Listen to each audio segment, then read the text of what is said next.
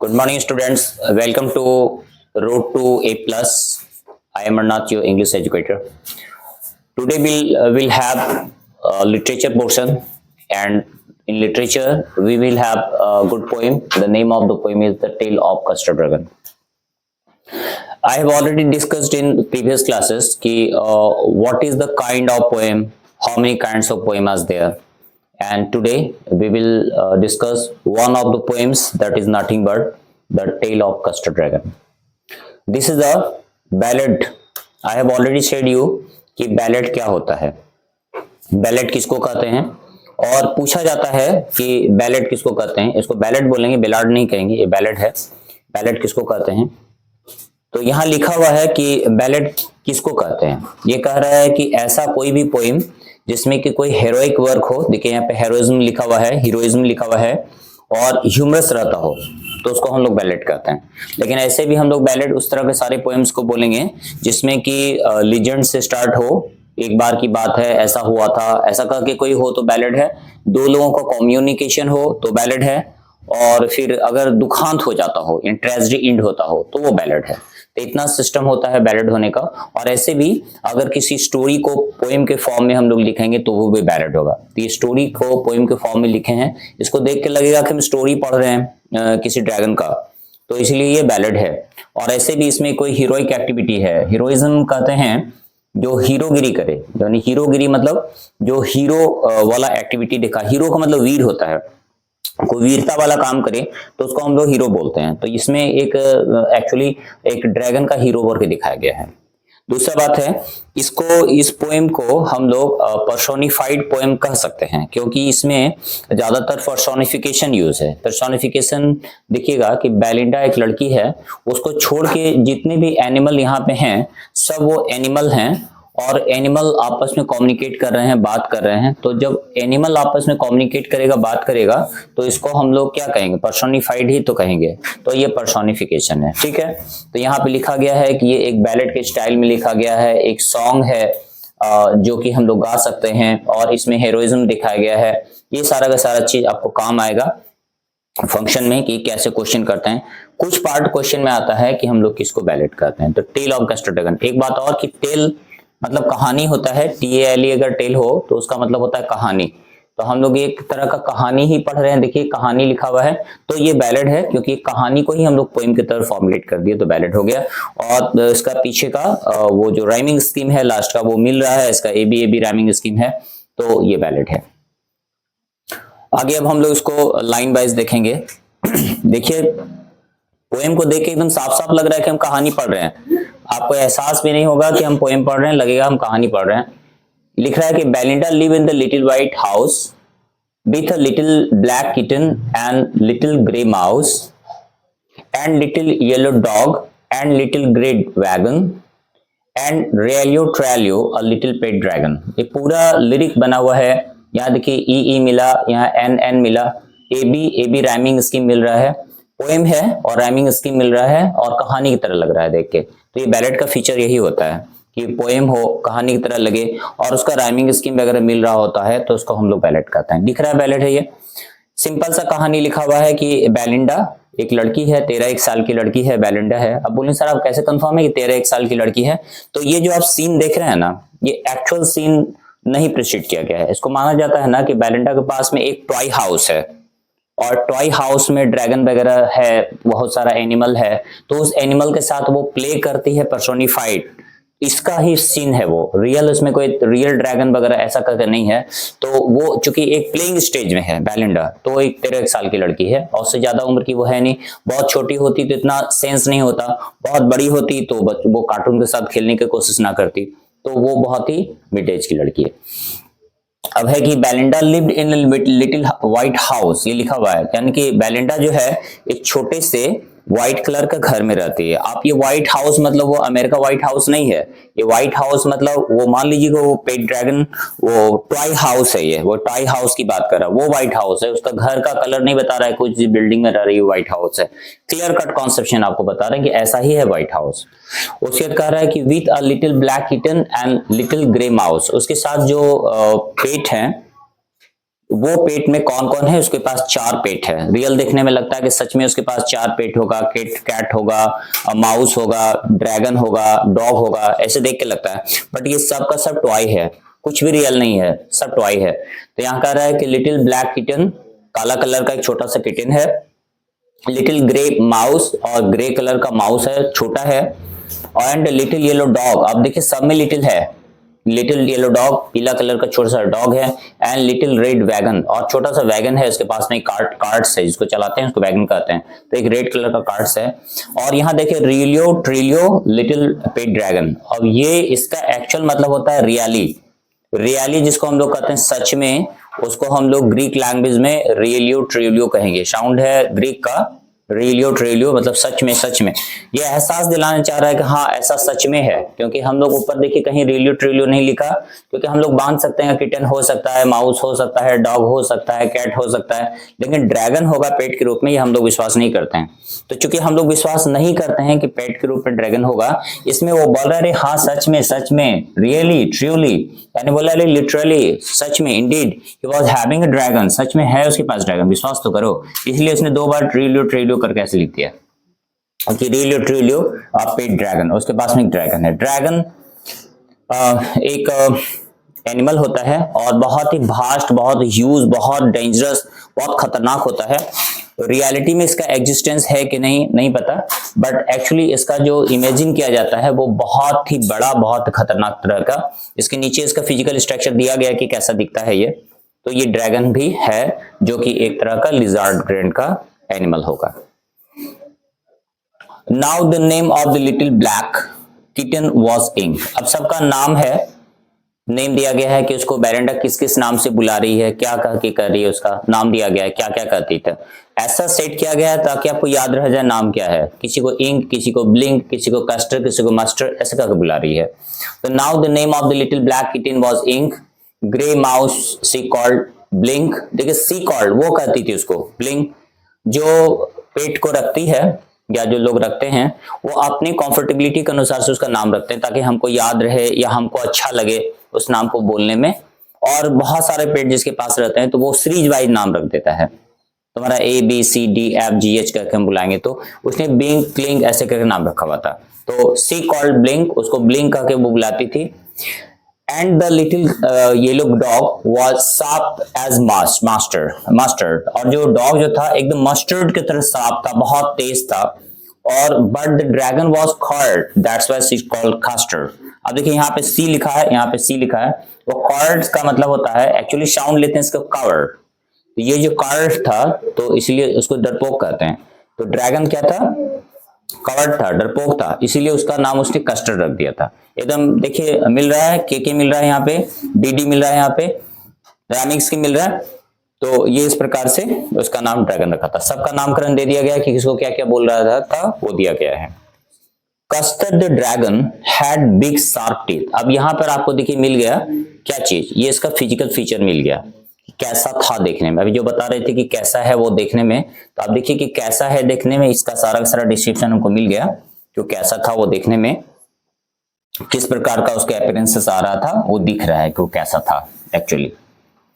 तो यहाँ पे कह रहा है कि कैसा था, तो कह रहा है custard dragon had big sharp teeth, उसके बहुत बड़े बड़े शार्प टीथ होते थे, एकदम खतरनाक खतरनाक दांत होती थी, इतना बड़ा बड़ा दांत होगा इस तरह से।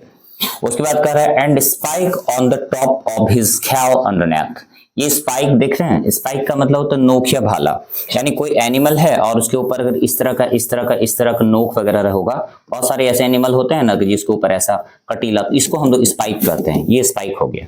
तो यहाँ पे कह रहा है कि spike on the top of the scalp underneath, और अंडरनेथ का मतलब होता है इसके नीचे में, स्कैल देखते होंगे, वो जो सल्कें होती है उसको स्कैल कहते हैं। ऐसे फिश आप देखते हैं तो फिश के यहाँ पे ये भी स्कैल्स ही कहा जाता है, तो ये जो है आपका ये स्कैल्स होते हैं, तो इसके स्पाइक के अंडरनेथ स्कैल्स है। स्ट्रक्चर देखिए कि कैसा है, इस प्रकार से है, राइट। अब ये कह रहा है अंडरनेथ, इसके नीचे में स्कैल्स है। Mouth like a fireplace, fireplace chimney को बोलते हैं। आप ऐसे देखते होंगे कि चिमनी होता है इस तरह से, तो इसको हम लोग फायर प्लेस कहते हैं। यहाँ पे भट्टी वगैरह इसको बोलते हैं, इसको फॉर्ज कहा जाता है, इसको फॉर्ज कहते हैं। इस फॉर्ज की तरह उसका क्या चीज था, फायर प्लेस था। चिमनी फॉर अ नोज, और नोज जो था वो चिमनी की तरह लग रहा था।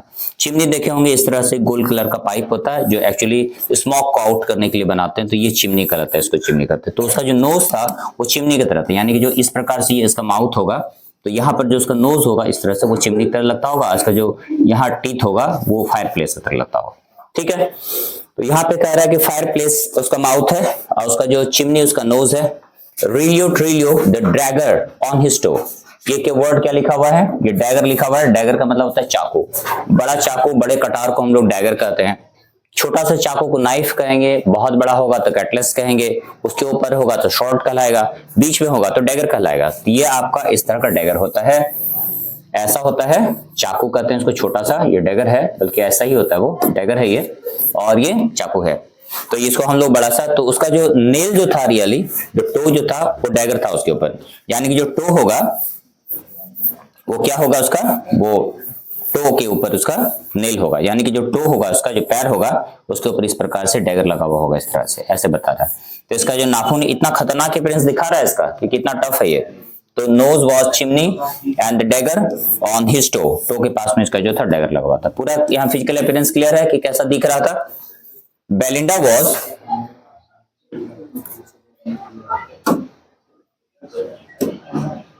Belinda was brave as barrel full of beer.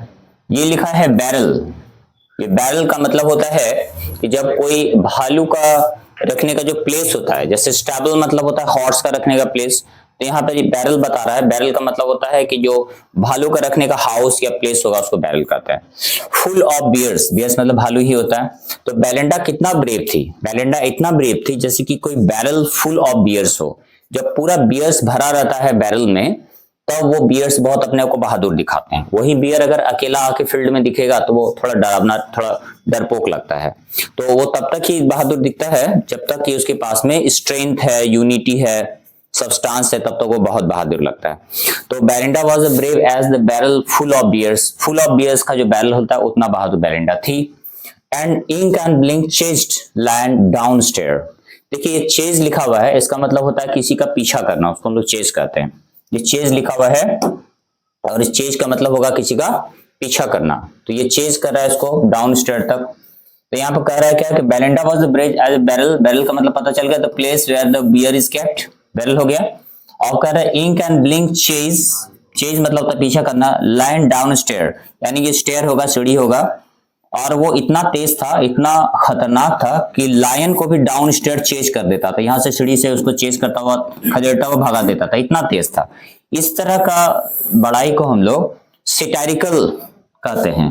या तो आप सिटारिकल बोलिए या फिर आप बोल दीजिए आयरॉनिकल। ये सैटारिकल या आयरॉनिकल, चूंकि ये हो नहीं सकता है, जो हो नहीं सकता हो और उस तरह का तारीफ अगर कोई कर दे तो इसको हम लोग सैटारिकल या आयरॉनिकल कहेंगे। जैसे दोनों हाथों से ट्रेन को धकेला था गाना में, तो दोनों हाथ से आप ट्रेन धकेल ही नहीं पाएंगे। अगर आप ऐसी बड़ाई कुछ कर रहे हैं, हाइपरबोल अगर कोई इस यूज कर रहे हैं, तो उसको हम लोग सैटारिकल लाइंस कहेंगे।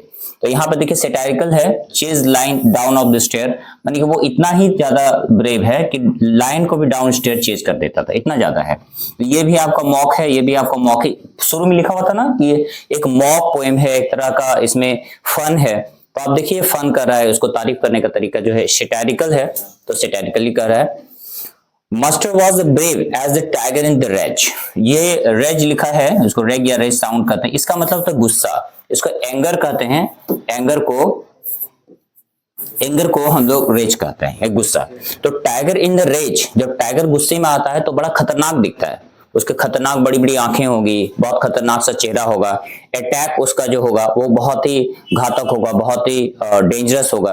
तो ये आपका tiger in the rage. Tiger rage में जितना खतरनाक होता है उतना ही मास्टर ब्रेव था। मास्टर का तारीफ कर रहा है कि मास्टर तो था ही, डॉग था वो, लेकिन इतना ब्रेव था जैसे कि टाइगर, कोई गुस्से में टाइगर जितना खतरनाक दिखता उतना खतरनाक था वो।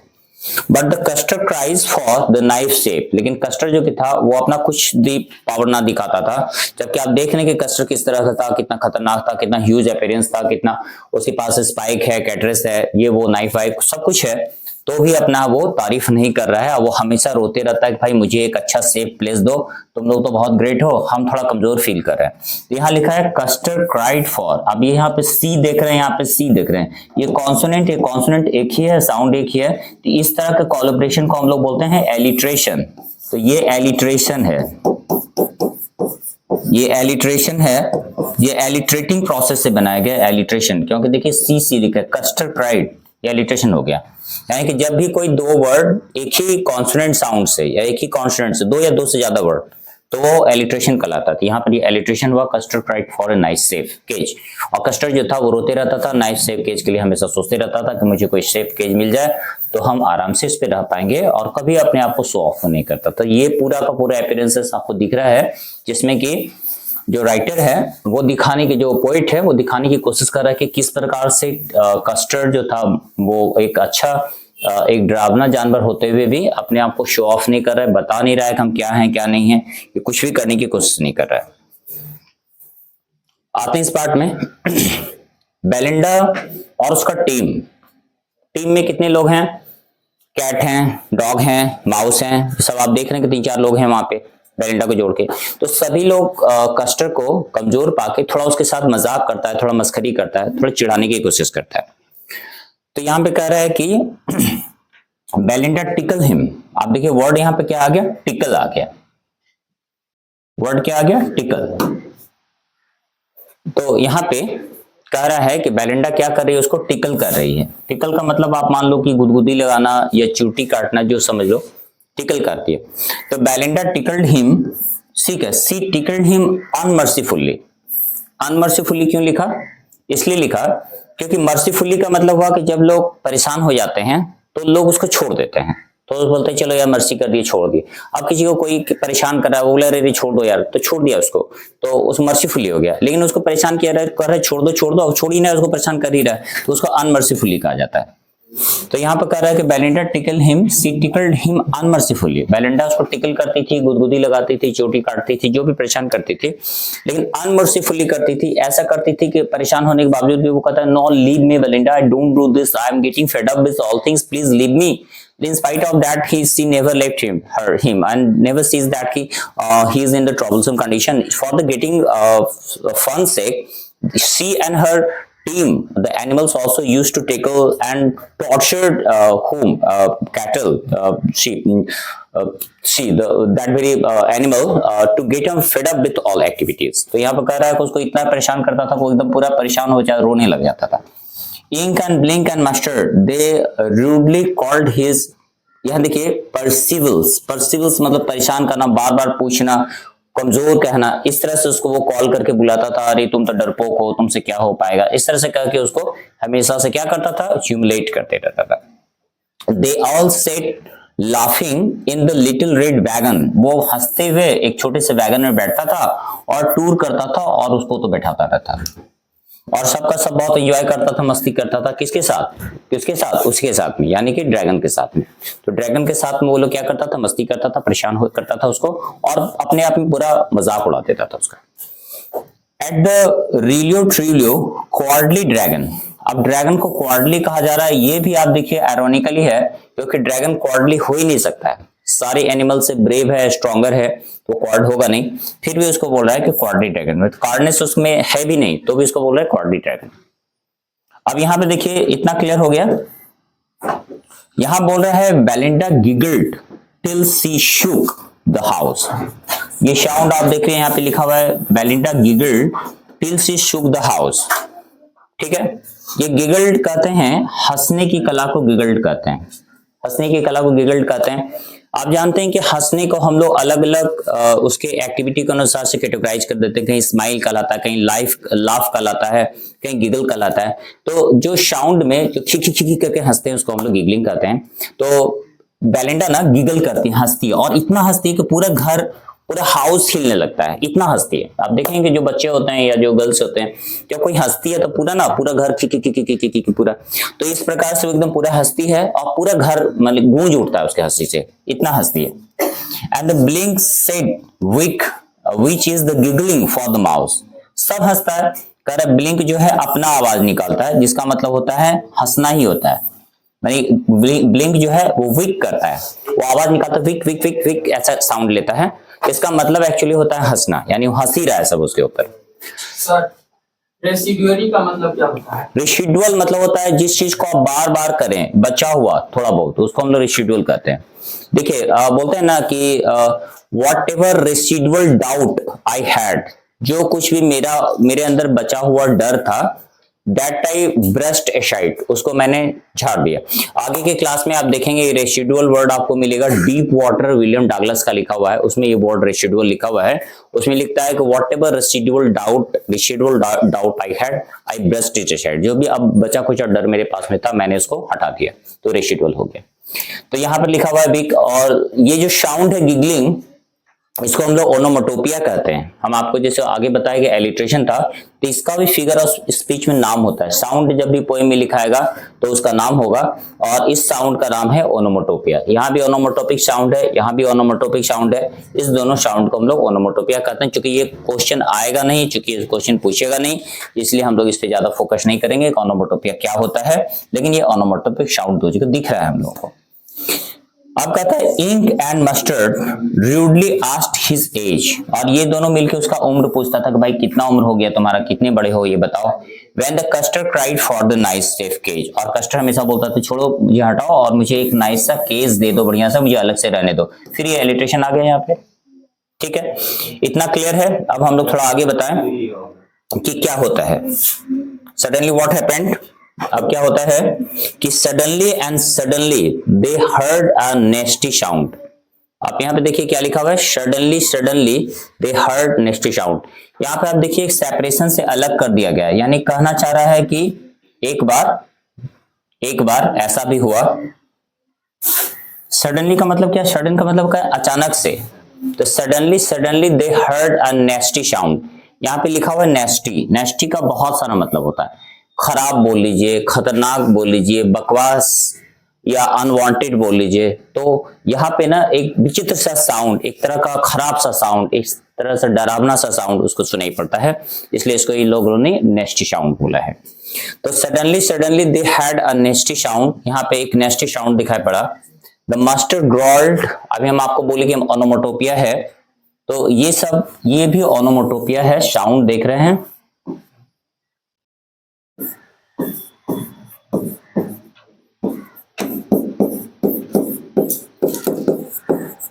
ये ओनोमोटोपिक साउंड है, growled, Mustard growled and they all looked around. जैसे नेस्टी साउंड आता है तो डॉग का नेचर होता है कि जैसे वो कोई आवाज सुनेगा तो बहुत सचेत, बहुत चौकन्ना हो जाएगा, और वो देखने लगेगा आसपास की हो क्या रहा है, किसका आवाज आ रहा है, कहां से क्या है। कोई भी डॉग होगा, उसका कोई भी स्पीसीज हो, उसका नेचर होता है कि वो एकदम ग्रॉलिंग करने लगेगा, आवाजें निकालने, भूखने लग जाएगा, इधर उधर देखने लगे, सचेत हो जाएगा। तो यहाँ भी डॉग ऐसा करता है, कहता है Mustard growled and they all looked around, वो लोग आसपास देखने लगे कि क्या हुआ, कहाँ पे क्या हुआ होगा, किस चीज का साउंड ये आ रहा है, कैसा आवाज जा रहा है, ये देख रहा है कि नेस्टी साउंड किस चीज का है। Meowch cried Ink of cried Belinda, ये सब ओनोमोटोपिक साउंड है। कोई म्यूच बोलेंगे, कोई ओह आउच हैच ऐसे करके निकाल रहा है, ये सब अपना अपना आवाज निकाला, ये क्या हो रहा है।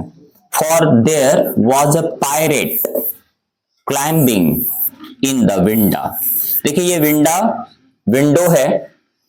कभी कभी पोएट क्या करता है कि पोएम का राइमिंग मिलाने के लिए या तो आधा वर्ड को काट देगा या साउंड में थोड़ा परिवर्तन कर देगा। बहुत बार या तो पुराना इंग्लिश होगा, जैसे आप देखेंगे कि इट वॉज को टू वॉज लिखा जाता है, या टुमारो को एवरी मॉरो लिख दिया जाता है, ये ओल्ड इंग्लिश है। और यहाँ पे विंडो को विंडा लगाया गया है, ये बेलिंडा से मैच करने के लिए। विंडो लिख देता तो ये मैच ना करता, क्योंकि पूरा राइमिंग स्कीम मिल रहा है, तो विंडा इक्वल विंडो ये कर सकता है, किया जाता है पोएम में। तो यहाँ पे देखिए विंडा लिख दिया। क्लाइंबिंग इन द विंडा मतलब विंडो से आया, एक खिड़की होगा बगल में इस तरह से, और यहाँ से एक पैरेट यहाँ से कूद गया होगा, अंदर आ गया होगा रूम। ये पायरेट कहते हैं ऐसा रॉबर को, ऐसा प्लंडरर को जो कि सी मार्ग से चलता हो। अब ये पैरेट होता नहीं है, पहले होता था पायरेट जो समुद्री डाकू कहलाता था। डाकू तो मोस्टली पुराने जमाने में डाकू होते थे जो हॉर्स राइडर्स होते थे, उसके बाद बड़े बड़े राइफल्स होते थे, लेकिन ये पैरेट होता था, और पैरेट मोस्टली जहाजियों को यानी शिपमैन्स को लूट लिया करता था। ये पैरेट है, और ये विंडो से अंदर आ गया और उसी का ये साउंड आ रहा था। अब ये उसके पास वेपन क्या क्या है, आप इस सीन में देखेंगे कि वो पैरेट कैसे खतरनाक है, उसका फिजिकल अपीयरेंस क्या है और उसके पास वेपन क्या क्या है, ये देखना है। तो यहां देखिए कह रहा है pistol in his left hand and pistol in his right, यानी कि इधर पिस्टल, एक यहाँ पिस्टल एक यहाँ पिस्टल, दोनों हाथों में दोनों साइड में पिस्टल लगा हुआ था। जबकि नॉर्मली देखा जाता है कि लेफ्ट साइड में लोग एक रिवॉल्वर या पिस्टल को लगाते हैं। ये पिस्टल बोल लो, रिवॉल्वर बोल लो, सिक्सर बोल लो, एक तरह का छोटा गन होता है। आप जानते ही हैं कि छोटा सा गन है, इसका बहुत ज्यादा लेंथ नहीं होता है, इसको आप कैरी कर सकते हैं पॉकेट वगैरह में, तो छोटा सा गन है। तो इस तरह का गन जो दिख रहा है आपको, ये पिस्टल है, आप जानते ही होंगे इस तरह का पिस्टल है। ये पिस्टल दिख रहा है आपको, इस तरह से एक छोटा सा पिस्टल होगा जिसको लेकर के वो चल रहा होगा। तो दोनों तरफ पिस्टल होगा, लेफ्ट में भी पिस्टल होगा और राइट में भी पिस्टल होगा। तो pistol left and pistol right, दाहिने में और बाएं में दोनों तरफ पिस्टल है हैंड में। And he held his teeth a Cutlass bright, देखिए ये कटलेस देख रहे हैं ना, ये कटलेस एक तरह का कटार होता है, एक तरह का शोड होता है, एक लंबा शोड होता है, उसको हम लोग कटलेस कहते हैं। आपको पिक्चर्स वगैरह अगर आप देखेंगे कि कटलेस कैसा होता है तो आपको दिख जाएगा, इस तरह का एक लोहे का पुराने जमाने में होता था, भुजाली या कटार कहते हैं, तो ये कटार होता है, बहुत चमकीला, बहुत एक बार खटाक मारेगा आदमी कट जाएगा, उसको कटलेस कहते हैं। और ब्राइट कलर का कटलेस, तो वो चकचक करता हुआ कटलेस हाथ में लिया हुआ था। तो कितना वेपन है उसके पास में, 3-4 वेपन है, 2 तो पिस्टल हो गया, राइट हैंड लेफ्ट हैंड दो पिस्टल है, हाथ में कटलेस है और बहुत ही खतरनाक लग रहा है। His beard was black, उसकी जो दाढ़ी है वो एकदम काला है। अब अपीयरेंस बता रहा है कि उसका फिजिकल अपीयरेंस भी डरावना है और वेपन तो उसके पास है ही, तो कितना खतरनाक है। तो he was having the black beard, उसके काले काले दाढ़ी है। Leg was wood, और एक पैर काठ का है। जो डाकू है, जो फाइटर्स है, तो वो क्या करता है, लड़ते लड़ते कभी उसके आंख फूट गए, कभी हाथ कट गए, कभी पैर कट गए, तो ये भी बहुत सारा लड़ाई वगैरह लड़ा होगा या कहीं से भागा होगा, तो पैर उसका एक कटा हुआ है छोटा सा वुड का, यानी कि उसके लकड़ी का है। हाथ भी कटा हुआ है, उसमें हुक लगा हुआ है, ऐसे किया हुआ है, और आंख एक फूटा हुआ है, उसमें एक तरह का ब्लाइंड लगा हुआ है, उसको ब्लाइंड कहते हैं। आप देखे होंगे इसको ब्लाइंड कहते हैं, पर्दा को ब्लाइंड कहा जाता है। ये अगर कोई व्यक्ति है और उसका एक आंख नहीं है, यहाँ पर ये ना एक ट्रैप लगा दिया है, तो इसको हम लोग ब्लाइंड कहते हैं। ये ब्लाइंड लगा हुआ है उसके पास में, ये पूरा ब्लाइंड से घिरा हुआ है, ये एक आंख से दिख रहा है और दूसरे पे ब्लाइंड लगा हुआ है इस तरह से। तो ये कह रहा है इस तरह का अपीयरेंस है ब्लाइंड लगा हुआ। तो यहां दिखा रहा है कि his beard was black, one leg was would, it was clear that the parrot means not good. ये बात तो तय है कि कोई अच्छे काम के लिए वो पैरेट वहां नहीं आया था। ऐसा नहीं कि वहां पे पार्टी मनाने गया था, उन लोगों के साथ बातें करने, दोस्ती करने गया था, ऐसा कुछ करने वो नहीं गया था। इतना क्लियर है, क्योंकि कोई आदमी अच्छा काम से आएगा तो हाथ में कटलेस लेके 2-2 पिस्टल लेके थोड़ी आएगा। तो यहाँ पे कह रहा है कि इट वाज क्लियर, यानी कि सब कुछ लिख के बोलता है। अच्छा, ये तो ये लोग समझ ही गया, किसके लिए बात क्लियर हुआ, हमारे लिए थोड़ी ही, इन लोगों के लिए बात क्लियर हो गया कि ये जो आया है यहाँ पे बहुत खतरनाक मेंटालिटी के साथ आया है, हम लोगों को मारेगा, सामान लेगा, कुछ इस तरह का करेगा, क्योंकि इतना प्रिपेयर होके वो आया है। तो सब पिस्टल्स है, कटलेस है, बहुत खतरनाक अपीयर्स दिख रहा है। तो it was clear that the parrot meant not good, meant past tense है, यानी कि पैरेट का जो इंटेंशन था वो अच्छा नहीं था, वो उतना तो क्लियर हो गया। इतना क्लियर सब कुछ? यस। ओके, अब हम लोग थोड़ा सा आगे बढ़ेंगे कि क्या कहना चाह रहे हैं। Belinda पेल्ड and she cried help help, ये लिखा हुआ है पेल्ड। पेल का मतलब होता है पीला पड़ना, हल्का पीला को पेल कहते हैं। अब जो ह्यूमन बॉडी होगा वो येलो थोड़ी हो जाएगा। अगर किसी को ये भी हो जाता है, जॉन्डिस वगैरह भी हो जाता है, तो वो भी येलो थोड़ी हो जाएगा, उसका पीलापन अलग होता है, उसको हम लोग पेल कहते हैं। पीला पड़ जाना, फीका पड़ जाना पेल कहलाता है, पास्ट टेंस इसलिए पेल्ड। अब बेलिंडा तो एकदम खून सूख गया, उसको सफेद पड़ गई, वो एकदम पीला पड़ गई वो, और उसने बोला बचाओ बचाओ, चिल्लाने लगे। देखते हैं ये एक्सक्लेमेटरी साइन दिया हुआ, हेल्प हेल्प, बचाओ बचाओ।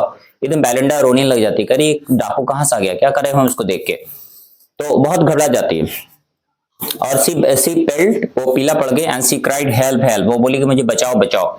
But Mustard fled with a terrified yell, ये येल साउंड हो गया और टेरिफाइड में भयानक। तो मस्टर्ड ना एकदम फ्लैट, ये फ्लैट लिखा हुआ है विथ टेरिफाइड येल।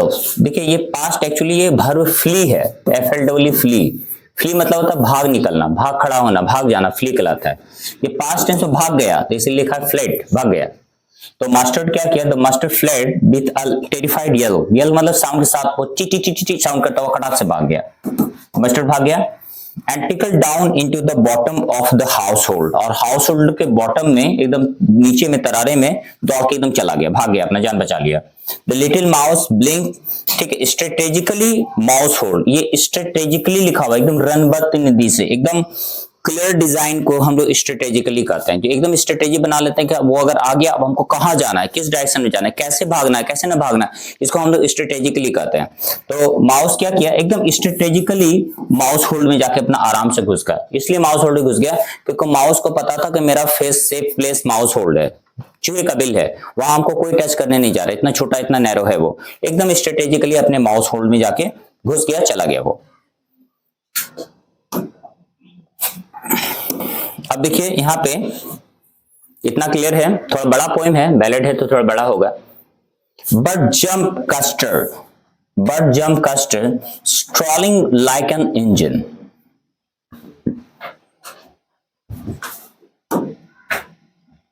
यहां कह रहा है कि जो कस्टर्ड है वो क्या कर रहा है, कहता है but custard snorting like an engine, ये ओनोमोटोपिया है और इसका आवाज होता है खनखनाहट या झंझनाहट, स्नॉट्स का साउंड ले रहा है।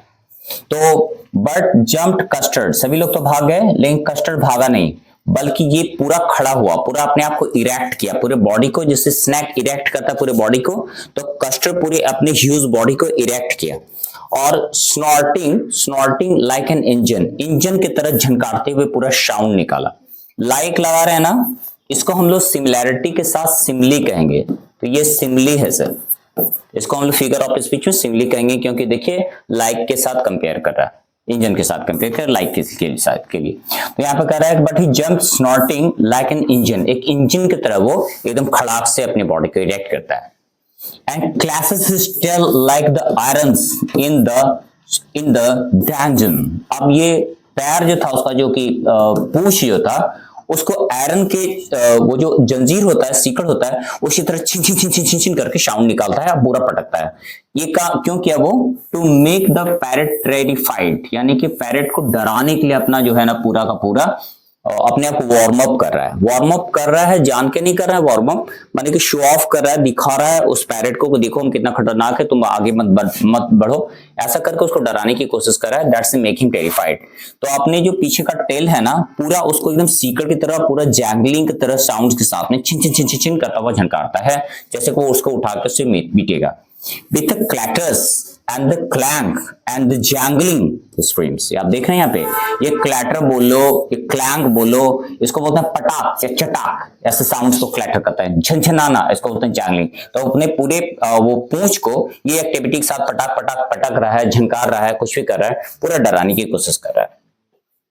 He went the parrot like a robin at the worm, वो पैरेट के ऊपर ऐसे झपटा जैसे एक रॉबिन चिड़िया किसी पिल्लू पे, वॉर्म पे झपटती है। रॉबिन एक पक्षी होती है और ये बहुत ही इंटेलिजेंट होता है, बहुत इसको ब्रेन होता है, बहुत इसको नॉलेज होता है। तो वो क्या करती है ना कि जैसे ही एकदम देखते रहती है कि जैसे कोई वॉर्म इसको दिख गया, दूर में बैठी हुई रॉबिन, जैसे इसको दिख गया कोई वॉर्म है तो खटाक से आती है और लपक के इसको शक से लेकर निकल जाती है, इस तरह से। तो जैसे कोई रॉबिन अटैक करता है वॉर्म के ऊपर अटैक करता है रॉबिन, उसी तरह से। तो ये फिर हमको दिख गया क्या, सिमिली, यहाँ पे सिमिली दिख गया रॉबिन। तो रॉबिन जिस तरह से अटैक करता है वॉर्म पे, वैसे पैरेट पे कस्टर्ड खटाक से झपटती है, अटैक करती है, right. The pirate gaped at the Belinda's dragon, gaped मतलब झपटना बोल लीजिए, गैप्ड मतलब हट जाना बोल लीजिए, गैप्ड मतलब गैपिंग करना कर लीजिए, जो कर लीजिए। वो बेरिंडा के ड्रैगन के ऊपर थोड़ा झपटता है, थोड़ा उससे हट जाता है, बचने की कोशिश करता है। And gapped some gross from his the pocket flagon, flagon किसको बोलते हैं पता है? फ्लैगन हम लोग ट्राउजर को बोलते हैं, पैंट को बोलते हैं, ब्रिटेन के लैंग्वेज में उसको फ्लैगन कहते हैं। पॉकेट फ्लैगन, फ्लैगन के पॉकेट से उसने कुछ निकाला इस तरह से। तो फ्लैगन के पॉकेट में क्या डाला हुआ था, वो गन डाला हुआ था, पिस्टल डाला हुआ था। तो उसने क्या किया, पिस्टल को फ्लैगन के पॉकेट से निकाला, फ्लैगन के पॉकेट से उसको निकाला, फ्लैगन के पॉकेट से उसको निकाला, इसको फ्लैगन के पॉकेट से निकाला। आज हम लोग यहां तक करके इसको छोड़ेंगे।